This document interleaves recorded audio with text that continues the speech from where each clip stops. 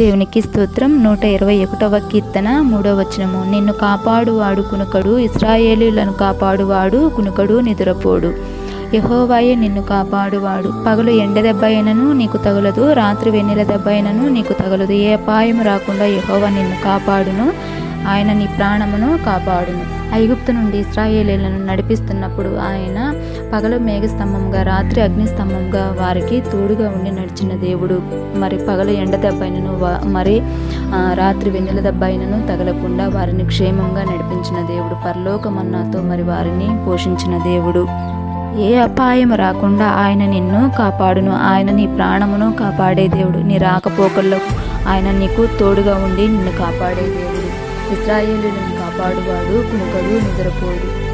ఆయనే భూమి ఆకాశములను సృజించిన దేవుడు. ఆయన వలననే మనకు సహాయం లభిస్తుంది. ఈ వాగ్దానములన్నీ మనందరిలో నెరవేరునుగా.